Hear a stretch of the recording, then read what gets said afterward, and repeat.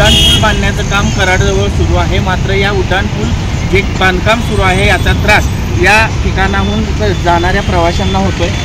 सातत्यानं या कराडच्या दरम्यान कोल्हापूर नाक्यावरती ट्रॅफिक जाम होताना दिसतंय। या कंपनीचं याकडे संपूर्णपणे दुर्लक्ष असल्याची तक्रार अनेक वेळा इथल्या स्थानिकांनी केलेली आहे।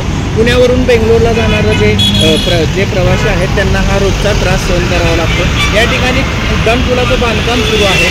ज्या कंपनीकडे हे बांधकाम करण्याचं ठेका आहे त्यांनी सुरुवातीला या सर्व परिसरामध्ये जिथे उड्डाणपूल बांधायचा सुरू आहे बांधला जाणार आहे त्या ठिकाणी 40 सुरक्षा रक्षक तैनात करणार असल्याची माहिती दिलेली होती। मात्र त्यानुसार ते सुरक्षा रक्षक नसल्याने या ठिकाणी वाहतूक कोंडी होताना दिसत आहे। वाहतूक शाखेने सुद्धा या कंपनीकडे जे 40 सुरक्षा रक्षक नेमायचं ठरवलेलं होतं ते 40 सुरक्षा रक्षक नेमा अशी मागणी केलेली आहे। मात्र सातत्यानं या कंपनीनं या सर्व मागण्यांकडे दुर्लक्ष केलेलं आहे। परिणामी या कोल्हापूर नाक्यापासून ते पाचवडपर्यंत वाहतूक कोंडी होताना दिसते।